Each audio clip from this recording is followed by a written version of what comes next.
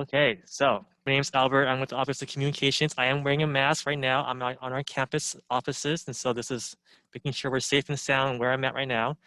Uh, Welcome to our next in the series of Ask the CEO meetings. I'm going to review some orientation items for how to use Zoom and your audio settings and how to ask questions and answers. I'm going to share my screen here once again. All right.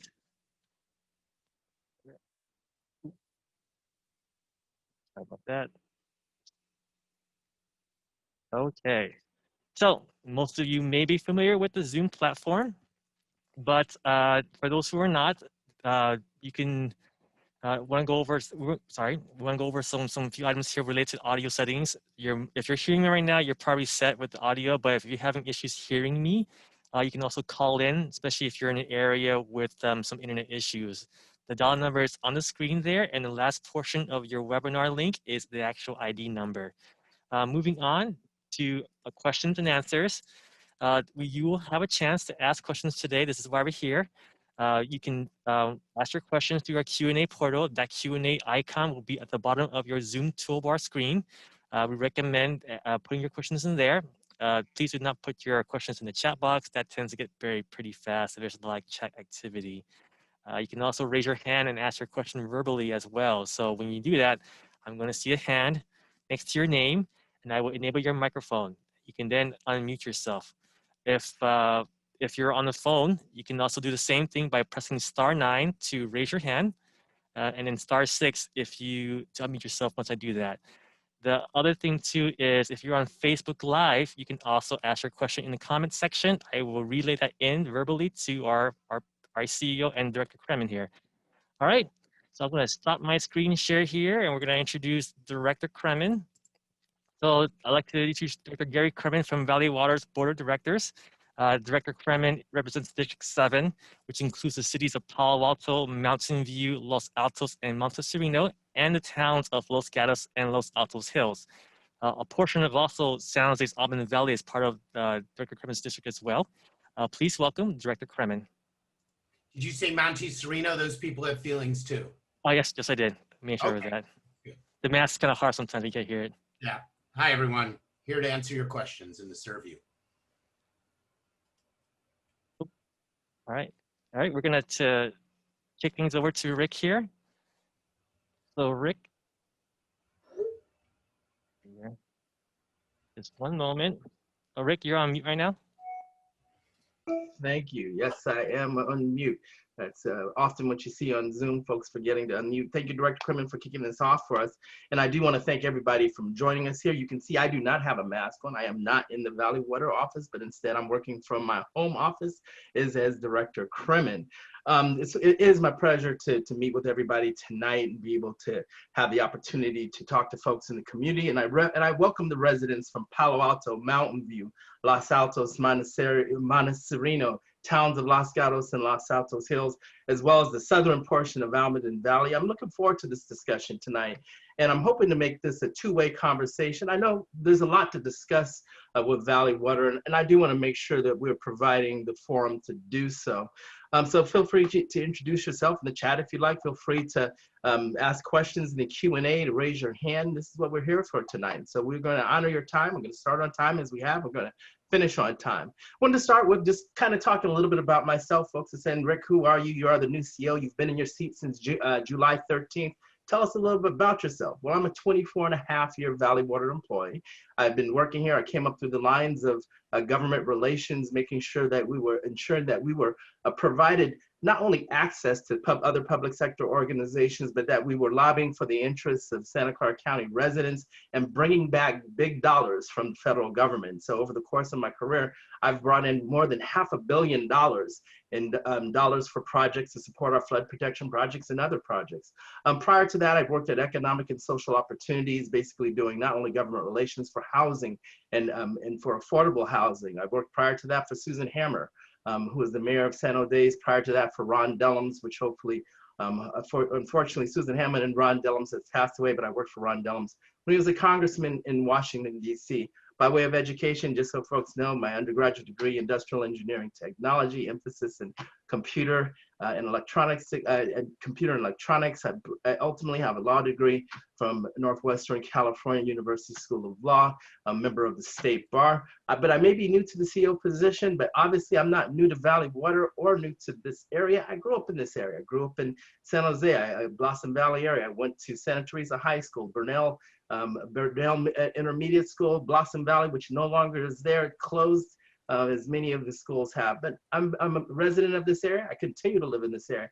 I live right off of Coyote Creek, not more than 1.5 miles from the Rock Springs area where it flooded. My backyard, I can look out my window right now and I can literally see Coyote Creek.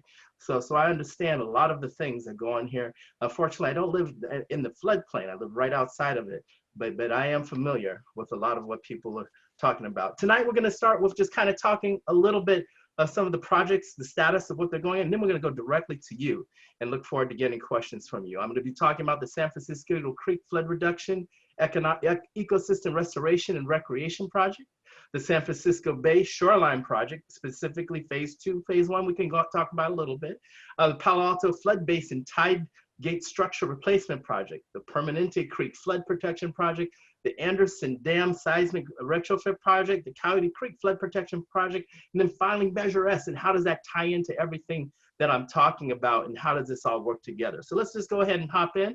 We're going to hop in, and as you can see, there is a lot going on in this district, and a lot of that's funded by not only our past safe clean water measures, but also looking forward, which will be funded by Measure S, and I'll talk a little bit about that. So starting with the San Francisco Creek Project, this project is being led by the San Francisco Creek JPA, or Joint Powers Authority. This was formed, the JPA was formed by the cities of East Palo Alto, Menlo Park, San Mateo County Flooding and Sea Level Resiliency District, and Valley Water. We've put in the majority of the funding for the project, and we care, and we have the ability to continue to move forward. And you'll hear me talk a little bit about Measure S, but Measure S is going to basically bring the remaining portion of those dollars to fund this project, not only because we've said that we are no longer going to be working with the U.S. Army Corps of Engineers in order to get funding for this project. Doesn't mean that we've given up on this project. That just means that we're going to be looking for federal grant funding to continue funding this project. And if we can't do that, then we have Measure S, if it passes, as a backstop in order to fund the remaining portions of this project. This project this project is from the downstream bay to Highway 101 portion, and as well as it protects more than 1,700 properties from a 100-year creek flood during a king tide event. The upstream Highway 1 to Pope Chaucer Bridge portion of the project is currently in planning and is a lengthy process of acquiring permits. And then once completed, this portion of the project will provide flood protection to more than 3,000 homes and businesses. I talked about the importance of, since we've given up on the Corps of Engineers, they weren't stepping up to the plate, so we're trying to do this locally and figure this out. So this is something you'll continue to hear more about, but we are fully committed to funding this project and moving this project forward. Moving over to the San Francisco Bay Shoreline Project. This is a project that's going to protect the community from sea level rise while also restoring the environment and providing recreation along the San Francisco Bay to the areas of Palo Alto, Mountain View, North San Jose, and Alviso. Phase 1 of the project was just the Alviso project. We recently acquired $177 million in funding from the Corps of Engineers, and it's currently under construction. We expect Phase 1 to finish in about 2024. Phase 2, which is a project that protects the Palo Alto and Mountain View area, we're currently going after dollars for that portion of the project. I think we're going to be successful, but we're going to have scoping meetings planned for fall of 2020. This project currently doesn't have any funding in the current. It doesn't have any funding of the current safe clean water measure that we're in. However, it does have funding in the proposed Measure S in order to protect the communities of Palo Alto and Mountain View.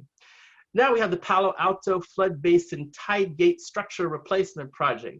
And basically, this is another project that helps to protect us against climate change. It's going to replace the aging Palo Alto Flood Basin Tide Gate structure, and it's currently in design. The tide gate structure is an important piece of the flood protection infrastructure that protects residents, homes, schools, business, Highway 101, streets from coastal flooding, and basically controls the water levels from Matadero Creek, Barron Creek, and Adobe Creek. And with all projects associated with our shoreline, the new project will be able to handle the projected sea level rise That's something that's important to us. Climate change is real. People have seen it. If people question climate change, I just point to the fires of what just occurred when we saw all the lightning strikes, like we lived on the East Coast, which occurred not too long ago, which caused all of the wildfires out here. Moving on to the Permanente Creek Flood Protection Project. This is the Rancho San Antonio area. There's a portion of this project. We've actually completed a portion of the Mountain View portion of this project, which provided for protections for some Mountain View and Los Altos residents. However, we have more to do. You may have been a part of the kickoff when we had that in, we had the kickoff, I believe it was late February, right before coronavirus hit us. We opened up this project. Everybody was out there at a big community event. They were excited that we completed a project, that we kept the promises that we've made to the public, and that we did the ribbon cutting of the project. The next weekend, everybody was homes sheltering in place. The remaining part of this project will provide flood protection to 2,200 homes and businesses in Mountain View and Los Altos, and enhance the environment and offer recreational opportunities. The portion of this project still left behind to complete is one remaining flood storage area, or a detention basin is what we call it, in the Rancho San Antonio County Park. These detention areas, what they do is temporarily store floodwaters and prevent excess flow from spilling out of Permanente Creek and flooding the downstream communities. And so we're looking forward to getting this project. This is another project that is funded by a Safe Clean Water moving forward. Now let's move over to Anderson. Anderson is one of the board's highest priorities in order to move forward. You may have heard the news recently that on October 1st, we basically opened up the outlet to Anderson, and we're emptying it to a portion of basically it's a position of what's called Deadpool. Basically, it's nearly everything is empty.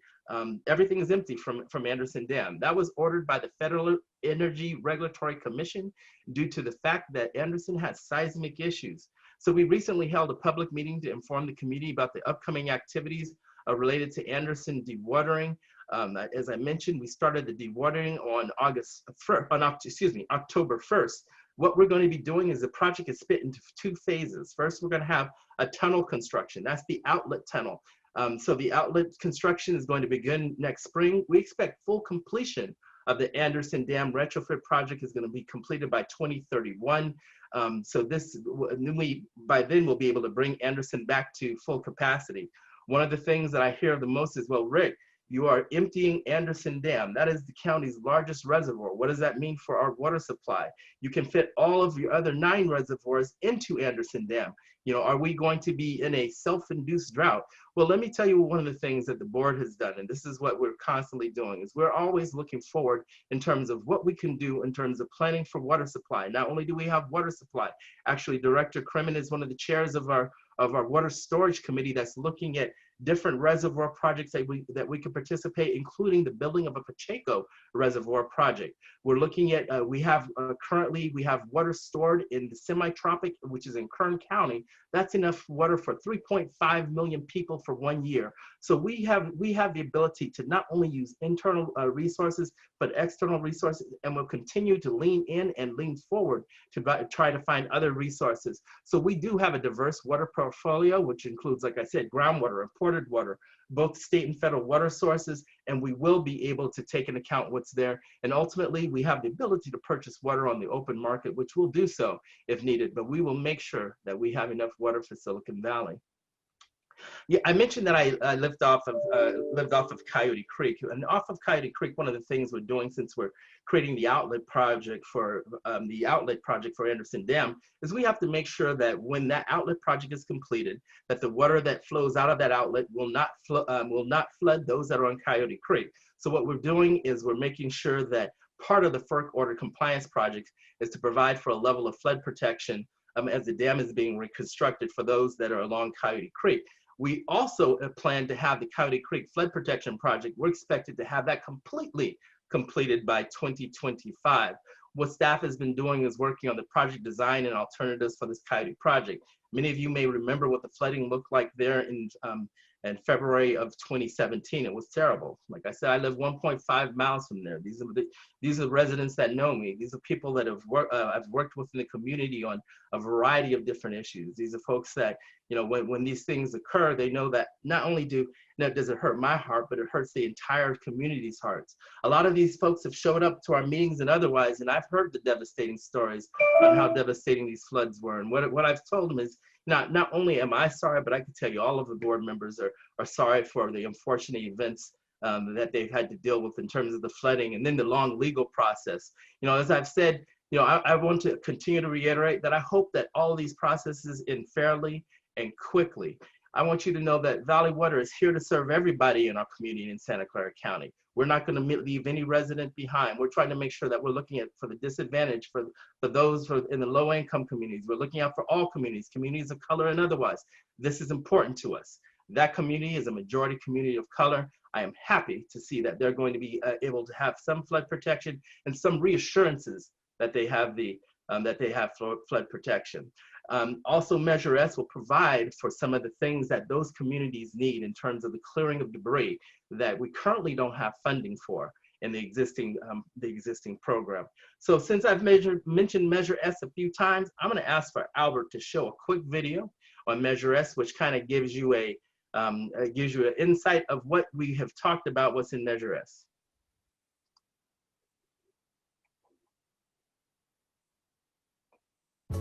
What is the Safe Clean Water and Natural Flood Protection Program? The Safe Clean Water and Natural Flood Protection Program was overwhelmingly approved by 74% of Santa Clara County voters in 2012. The program identified 5 priorities developed in collaboration with thousands of residents and stakeholders. Priority A, a safe, reliable water supply. Building sustainable, locally controlled water supply projects that are resilient to emergencies, disasters, and droughts. Priority B, reduce toxins and contaminants in our waterways. Providing a safe and clean supply of water, ensuring our waterways are protected from toxins, contaminants, and pollution. Priority C, protect our water supply from earthquakes and natural disasters. Protecting our water supply, water quality, dams and flood protection channels from public emergencies, earthquakes, natural disasters, and climate change. Priority D, restore habitat and provide open space. Protecting our natural areas by working to restore habitats along creeks and the bay. Priority E, provide flood protection. Funding projects that protect our homes, schools, and businesses from the threat of floods. The program helps us care for waterways and provide flood protection to homes, schools, and businesses.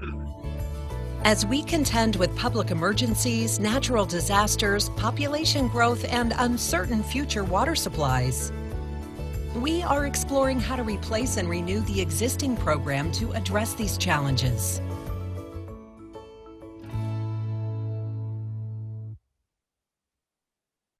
Thank you, Albert. Now that's probably the best thing we could do in 1 minute, just to quickly show you what's included in Measure S. One of the things I do want you to know is we went to 21,000 residents. We worked with 21,000 people, 17,000 residents that submitted direct comments to our board to talk about what they wanted to see in any future measure and any future measure going forward. As a result of direct public comment, direct requests, what we've done is what you see on the ballot now is Measure S. And not only have we added on a new priority, which is talking about supporting public health and public safety for our community, but we made some tweaks to the program in order to address what we knew were problems in the program and why the program was not working. So the way I've described it to many in the community is that, you know, you have a broken car. What you don't do is you don't continue to drive the broken car until it breaks down completely or doesn't get you to the destination that you want to go.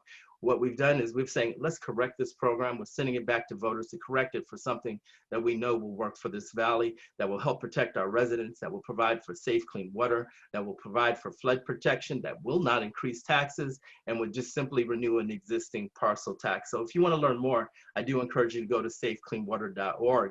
One of the things that is most, I think, that when we were building this program, the 3 top things that we heard from is, number 1, we want you to fix Anderson. This is throughout the community. Fix Anderson and do so as quickly as possible. That was the number 1 unsolicited comment. The number 2 unsolicited comment was, make sure that you're providing us a source of clean, safe drinking water. Do not jeopardize our drinking water. The number 3 comment was homelessness. And folks saying, we need you to better take care of homelessness and get the homeless out of your creekways and get them away from our homes. As I mentioned, I live off of Coyote Creek. If I told you I live 1.5 miles from Rock Springs, I should tell you that I see probably more homeless, and the Coyote Creek area has been identified as the number 1 area for homelessness and violent interactions in the entire Santa Clara County. So this is something that not only that I see, I've lived in this valley, I vote in this valley. My parents vote in this valley and live in this valley. I care about this valley and I care about where we're going. So as we talk about the issue of homelessness, I want you to know I see it every day. I see folks that are going not only through my garbage cans every day. I've not only had to call the police for things that I've seen, but here's the thing. Valley Water is committed to dealing with this issue, and Measure S shows that commitment. So I want to acknowledge that, yes, we've heard from many of you. The increase in homeless activity along our large creeks and corridors is very clear. You know, the situation is challenging, and what we're trying to do is we're trying to work right now with the county, right now with the cities throughout Santa Clara County, to basically potentially move into a joint powers authority so we can have a one-stop shop. I know all of the residents are tired that when they call about this homeless encampment is here or there, that you feel like you're chasing your tail when you're being told, go to this city, go to this entity, go to the police. And if we can create a JPA, hopefully it'd be a one-stop shop. Within Measure S, one of the things that we've changed is right now we had dollars that were included for homelessness. The homeless encampments, when we put together Measure S, we had no idea the kind of, well, this goes way back to 2000. When we put together the initial measure, we thought we had enough dollars to get through 15 years of funding. We ran out of those dollars in 10 years. So then the second one, and the Safe Clean Water said, okay, well, if we triple the amount of money that we spent, maybe we'll be able to deal with the homeless issue.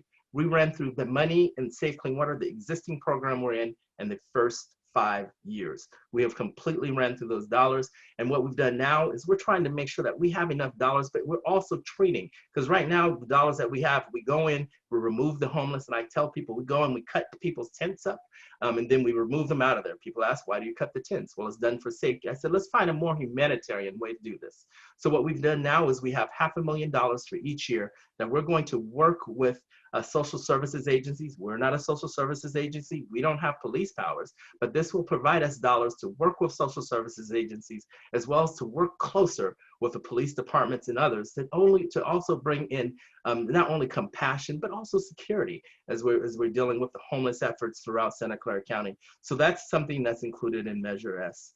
So at that, I think I'm going to open to some comments. And actually, before I open to comments, I did see a comment on someone that had asked that I talk about the status of San Francisco Creek and then the Palo Alto flood tide gate structure replacement. And I apologize. I talked about what they did, but I didn't talk about what the status was. Earlier this summer, looking at the Palo Alto tide gate, earlier this summer, we hosted a virtual public meeting on the project. And if you'd like to see a recording of it it's posted on our Valley Water website, valleywater.org. However, the project environmental document is also posted for public review right now, and you can submit comments until October 15th, 2020. So we're going through the EIR process. We are continuing to move forward. Now, the San Francisco Creek project, in terms of the current process, as I told you, is that we're currently no longer working with the Corps of Engineers for funding. However, we're still chasing federal dollars and federal grant funding. And we've suggested, within Measure S, we've suggested making up any gap with Measure S dollars. And that's why Measure S is on the ballot. So we will be getting the San Francisco project done if Measure S passes, obviously. And then concurrently, the city of Palo Alto is working on a project to replace Newell Road Bridge that will help accommodate higher flows along San Francisco Creek. I'm gonna look to Director Kremen. Director Kremen is, I believe, still the chair of the JPA. He's gonna be much more knowledgeable about San Francisco Creek and anything that's there. Director Kremen, anything that you wanted to add on San Francisco or the Palo Alto floodgates? Sure. I mean, they're two separate issues, but related with respect to flood control. San Francisco Creek, Valley Water was honored to pay the majority of the money to fix the problem downstream of 101, giving protection to parts of Palo Alto and East Palo Alto. I'm sure those that have been back here from 1998 remember when people were plucked out of there off the roofs of their cars and buildings with helicopters, and 101 was closed for 3 days. Now we're working on upstream of 101, much more complicated project. Hopefully Measure S passes and we have enough money to fix that. If not, it's going to be a really challenge because we got 3 other entities in tough economic situations that might not be able to raise enough money. The Palo Alto tidal gate project is a flood control structure that is pretty old, that is falling apart, and it protects literally thousands of homes and businesses. If you've ever been out to the Baylands, you can go across it and you look down and you can see how it's kind of crumbling into the bay. We have some great videos of how it looked, and hopefully we can get going on that project. We've tried to make some temporary fixes, but now it's time for a permanent fix. Pretty expensive project. We thought it cost, typical project, we thought it cost $3 million. Now it's in the $20+ million. One of the reasons why we need stuff. All right, so Albert, I'm gonna look to you to see if we have questions or things that we should be responding to. Sure thing. I am going to do a quick reminder here. I'm going to remove some spotlights. So a quick reminder on what to do for your questions and answers. Please be sure to enter them into the Q&A portal. It's going to be at the bottom of your screen. I do know there's a lot of chat activity right now. It is a little hard to keep track of your chats if you enter it there and your questions. So again, please re-enter them into Q&A. What I'm going to do now, I did know that, I just see that you did answer Arthur Kelly's questions about the project updates, about San Francisco Creek and the actual Palo Alto flood basin type gate project. He also mentioned tidal flood protection. I think we also covered that as well, the South Bay Shoreline project. Yes, we did. We'll talk about the gates, the tidal gates. There's actually more we're doing on the shoreline too, all the way down the El Viso. Isn't that accurate? That's correct. So the phase 2 is the Mountain View and Palo Alto area for shoreline. And currently phase 2 is under study with scoping meetings planned for fall 2020 for the Mountain View and Palo Alto areas. So you will be hearing more very shortly about these meetings. I'd say to go to our website, valleywater.org, and sign up. We'll make sure you get on the list. Or you can email me, ceo@valleywater.org, and we'll make sure you get added to the list, as well as if you have any questions that didn't get answered, please feel free to send it to the ceo@valleywater.org, and we'll get you an answer. Mr. Callender, can I ask you a question, kind of summarizing some of the questions I'm seeing? Okay. Why is the homeless problem so challenging to deal? What are some of the legal constraints you work with? Some of the financial constraints? I mean, people, I'm looking at one of the questions, and why is it so challenging to do stuff? I think people think, well, we can just walk up to unhoused people and say, get off the land, and they will. Why doesn't that work? Director Criven, thank you. That is a multi-layered question. I'm going to answer it from where we sit right now. And as you know, right now we sit in COVID, and I see Director Criven bring his baby on the screen. That's why I'm smiling. So right now where we sit in COVID, the CDC has basically provided us directions that, as well as others, that you do not remove homeless encampments, you do not remove people from homeless encampments. So what our crews have been doing is, up until this point, we really haven't been doing much as we've been in the COVID timeframe. However, you will be seeing our crews getting out there more and more and basically operating in order to remove the garbage that's there. But the CDC guidelines as of today have not changed. What the CDC is trying to protect against is if you want to remove an encampment and you remove people, then not only are their social service providers not able to care for them, but then they disappear, and we don't know if they're spreading COVID in other areas. And so that's why the CDC guidelines. However, also when you're talking about when we were in normal times, some of the challenges that we faced and that we still do face is that these are people's homes. You just can't go into people's homes and rip people out of their homes or rip the information, or rip their belongings from them. So not only do you have to notice, but you have to collect the property. For us, we also have problems of security. A lot of my crews, unfortunately, we have people that go, and I tell, this is true stories, that go in with just fish nets in order to capture fish and to count fish in creeks. And those people have guns and knives pulled on them.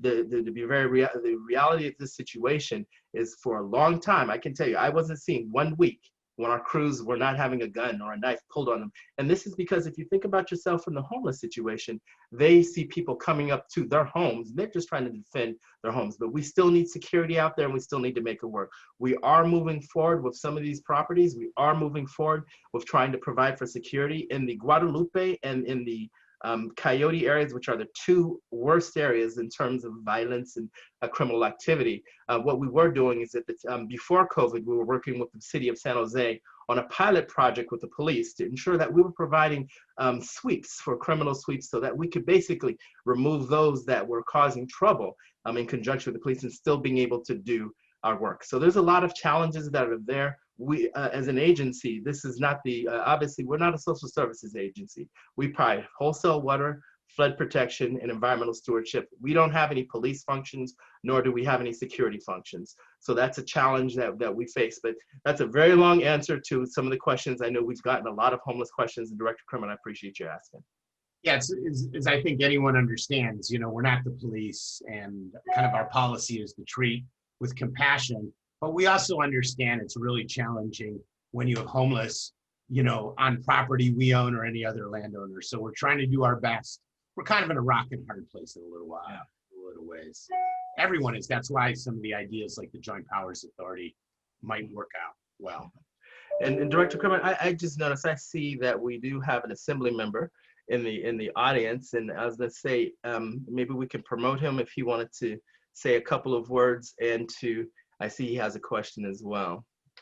So I'm going to promote him to panelist right now. It may take a quick couple of seconds. So Evan, be ready to be on camera if you can.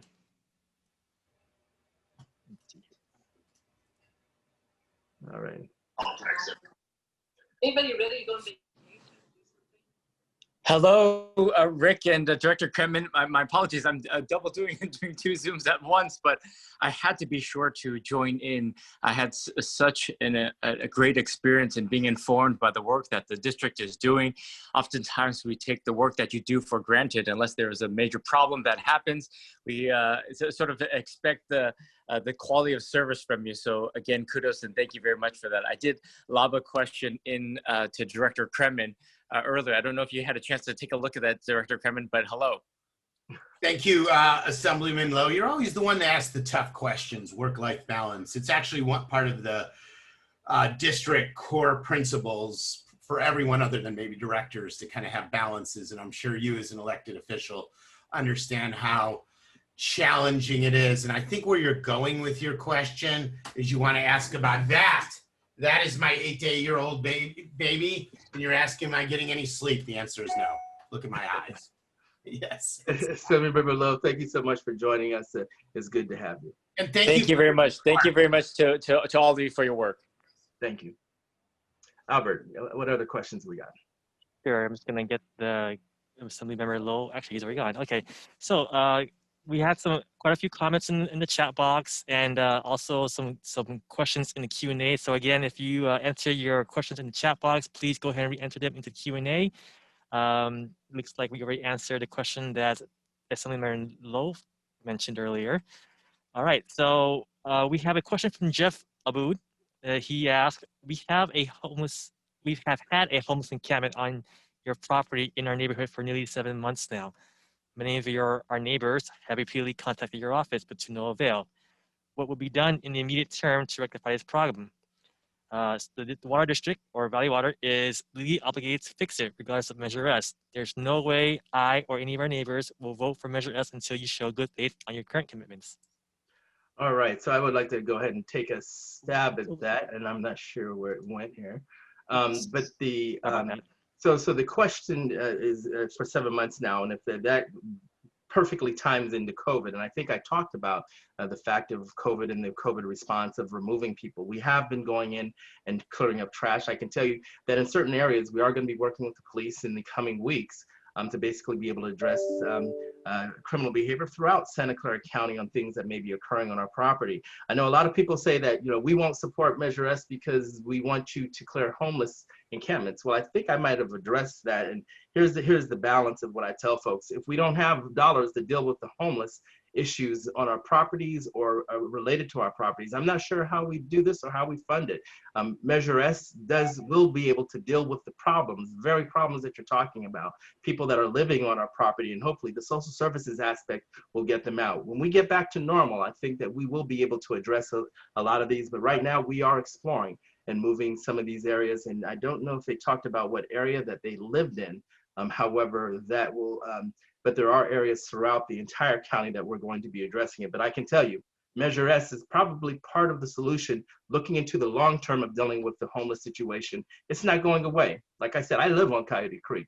I have these folks coming into my yard, into my backyard. Yeah, it doesn't make me feel any more welcome or any more comfortable. I understand what's there. However, we've got to provide the social services, and we've got to have the dollars to basically be able to deal with it. So I feel your pain. I understand what's there. And all I can tell you is the factual matter is Measure S does have the dollars in order to do it. And we probably will be addressing your situation. I'm going to ask Mr. Aboud, send me an email as CEO of Valley Water. I don't know exactly where you're talking about, but send me an email and I'll make sure that staff look into that exact situation if we haven't already.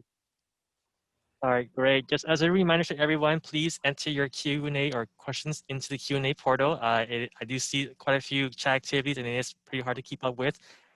Moving on to the next question here. And as a reminder, you can also ask your question verbally by raising your hand. From Julia Schmitz.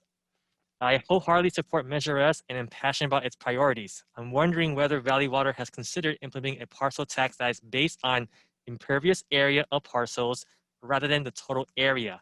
Measure W in Los Angeles County charges a parcel tax based on impervious area and is very successful in aligning incentives, allowing people to get out of paying the tax if they implement a green infrastructure or rainwater harvesting while putting a penalty on impervious area in general. Thank you for holding this meeting and appreciate your work. Ms. Schmidt, I'd love to tell you that Measure W was actually designed after our measure. And then when they actually went further and put in better best management practices, we took portions of theirs. Our tax is based on impervious tax. And so if you go to safecleanwater.org and you look at our tax, you'll see that there's 5 or 6 different tax graphics. So basically based on the amount of impervious area that you have on your property, or if you're farmland, or if you're apartment or a townhome, you pay much, much less, but it's based on the amount of impervious area that you have. So that is something that we are doing and will continue to do. And the reason why it's there is because of Proposition 13 and 218. The tax has to be based off of the nature of the benefits received. So it is based off of impervious area. So thank you. That's a really good question. And thank you for your support of Measure S. All right, great, Rick. We do have a raised hand, so I'm going to switch over to that end. Looks like Edessa, your microphone is enabled. Yes. Please go ahead and ask your question. I also do see you have some written ones as well. Thank you. Can you hear me now, or? Yes, you can. Perfect. Well, first of all, I did send those questions in, but I thought maybe I should call in and have a conversation. Congratulations, Rick Callender, on being the CEO of the Valley Water District. As a resident of Almaden, I'm very proud to see you in that position. And the many years that you've worked tirelessly for the water district will definitely pay off over the next few years as you bring in your comprehensive experience to the district. So congratulations on that. And I also wanted to thank our board representative, Mr. Kremlin, for his ongoing representation and being so open and available to his constituents. We are very pleased to have you as our board member here in South Almaden. My question in particular is regarding the Almaden Lake, and I know I wrote that in the questions. I know that this is something that every time I talk to people and the name Water District comes up, that's a point of interest and concern. Do you have a status update on that? I just want to say that in general, if not 100%, a vast majority want the lake to be saved. And I know there have been many talks over the years about the future of the lake. So if you can please share that. So next time when I'm Zooming some of my Almaden friends, I can share the news with them. Thank you. All right, thank you, Ms. Bitball. I appreciate the kind words. So for background, everyone, so basically the Almaden Lake project is a project that will separate the creek from the lake by constructing a new levee in north-south direction of the lake.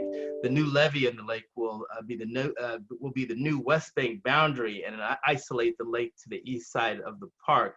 You know, this is something, and I point to this like because I went to Santa Teresa High School. Many of you can, if you know the area, it's probably about maybe 5 miles from the area into where I grew up in South San Jose and Blossom Valley. So this is a project that I'm very familiar with. I've swum in the waters there, which now you can't swim in because of the conditions of the waters. And so the waters, so having Almaden Lake flow through having Almaden Creek flow through Almaden Lake allows for a direct deposit of naturally occurring mercury-laden sediment into the lake. And this has resulted in natural fish potentially losing their way in the lake and falling prey to non-native fish. So in terms of this, the status right now, Valley Water last hosted its public meeting on January 8th to present the draft environmental impact report.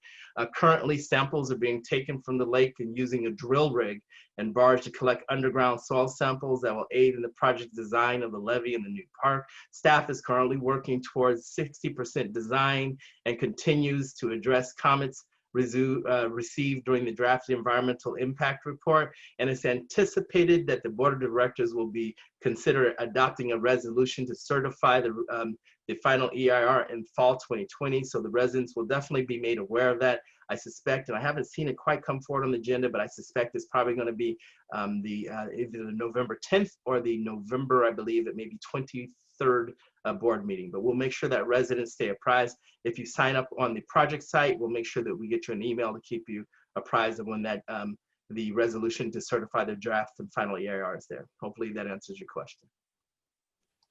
All right, thank you, Rick. And I also just entered the project website into the chat box for those reading the chat box. All right, moving on to our next question here. We're also going to do another verbal question. Gail, I'm going to enable your microphone. Go ahead and unmute yourself. Oh, looks like she went to the panelist side here. So Gail is there, should have to unmute herself. If not, we can read her question. I'm just looking at the time. I want to make sure we can get through many of the questions that are being asked. Here I come. Oh, there you are, Gail. Thank There you. I am. Thank you. I also want to congratulate you, Rick, and I know I sent you a congratulatory email. I'm very happy that you're in that seat. Thank you so much. As you know, you probably know what I want to ask, but I really hope when the time comes when Valley Water starts abating our unhoused community, that your eyes are going to be open to what is really going on. Your board of directors has their eyes closed, and Chad and Jim, of what's going on with your crew, all your crew members, well, one crew member, but I do want to sit and have a meeting with you because you know what's going on. I have sent you many emails in the past, but I hope your eyes will be open, and I hope in the next month or so we can have a meeting, because you really need to hear the truth of what goes on when the crew is out there sweeping the unhoused community. Thank you, Rick. Thank you, Gail. I appreciate your support. Yes, I did get your email. For those of you that don't know, Gail is a homeless advocate. She's been out and working in the creeks for a long time towards a homeless interest. And I see one of her questions of when will we start the abatements. I don't know when we're going to start the abatements, when they're going to begin. Right now, we're still in COVID. Ms. Osmer, go ahead and send me an email to ceo@valleywater.org. I'd love to set up a meeting with you and continue to talk. However, like I said, I'm going to point back to Measure S, and this is what goes to us and how we're going to be dealing with this differently. We're going to be dealing with the homeless in a more humanitarian fashion. We're going to be providing, making sure that we're working with agencies to provide social services. So we're not just going to come in and sweep. We're going to come in not only with social services, but we're still going to basically be able to hopefully remove people and get people housed. And that's what counts. We just can't continue to do the same thing and watch dollars grow and grow and grow and grow when we are doing it the same way. Let's do this right, and let's get the folks housed. Albert, let's go ahead, please. Great. Thank you so much. Just real quick, is even though we're a government agency, we have no special powers any different than any other landowner where there's some unhoused people. I mean, encampments, we're just the same as if someone camps in front of your yard. We just don't have anything we can do special. I mean, sometimes the authorities take our calls faster, but not always. Isn't that true? We don't have a magic mushroom, do we? Well, I wish we did. And doesn't every city in the, I mean, hell, I live in Los Altos Hills. We have homeless. It's everywhere. It's a real challenge. And a quarter of the unhoused people live in the creek. So we understand.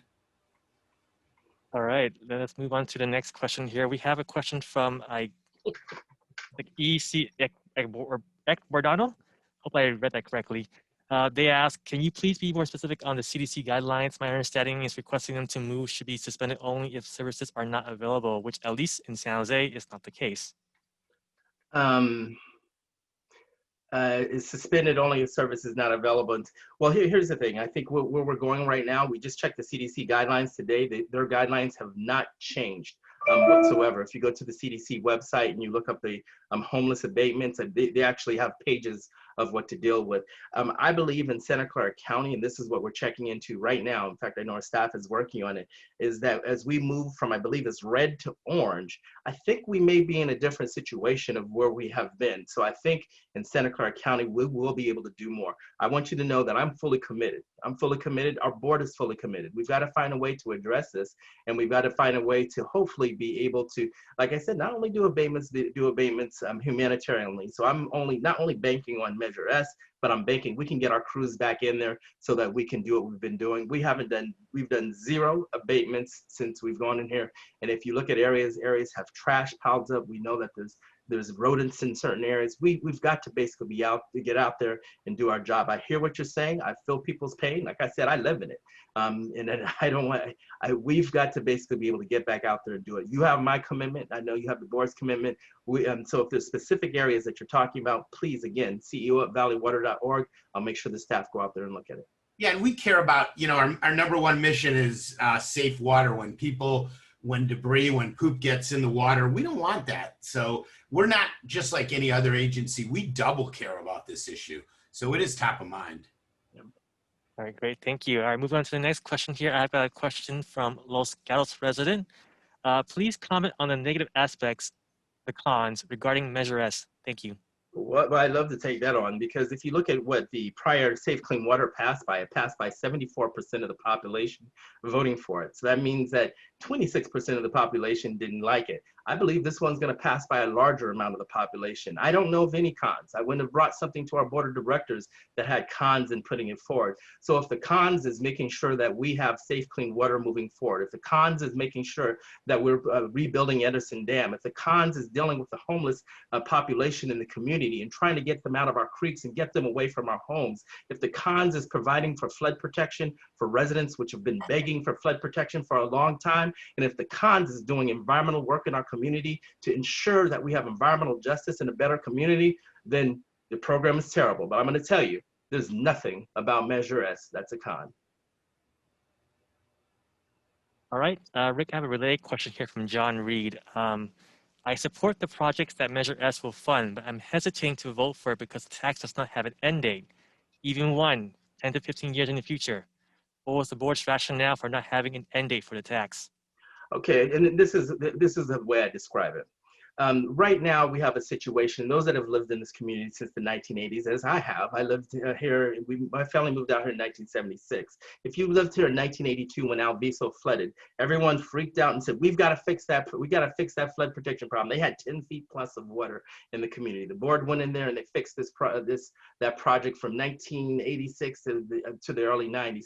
Do you know right now, Alviso is back in the floodplain because there wasn't dollars for operations and maintenance. So we'll build it, but we can't maintain it. The reality is that the need for safe, clean water, the need to provide for operations and maintenance, the need to rebuild the projects in this community and provide for the protections in this community, those don't go away. I'm looking for the next generation. My mom is in her 70s. My dad is in their 70s. They live in South San Jose. They live I grew up right off of Canoas Creek. So I was able to see what's going on. I've been able to see the degradation of the creeks. I've been able to see the need to protect our environments. I've been able to see the need to provide for safe, clean water. So if we believe that the need for safe, clean water disappears, then we're sadly mistaken. It doesn't.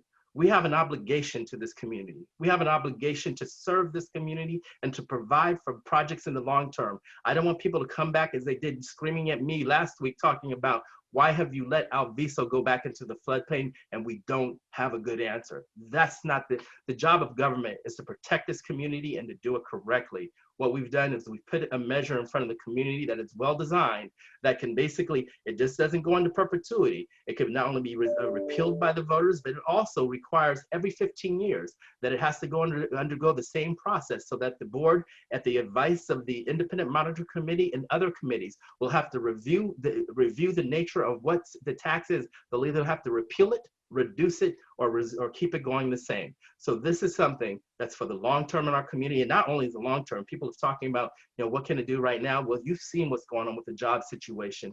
Imagine if this passes and what this would mean for the economy here and getting people back to work. All right, thank you, Rick. All right, Sharon. So moving on to the next question from Linny San. I think they had two questions, and so I'll ask the first one here. What if the homeless indulge in drug dealing and put our neighborhood at greater risk? Will Valley Water be responsible? What if the homeless indulge in drug dealing and put our neighborhood at risk? Well, here's the reality. That's like asking if someone is doing drug dealing on the streets and then comes and is the police responsible? So the reality is that when people are trespassing, they're trespassers.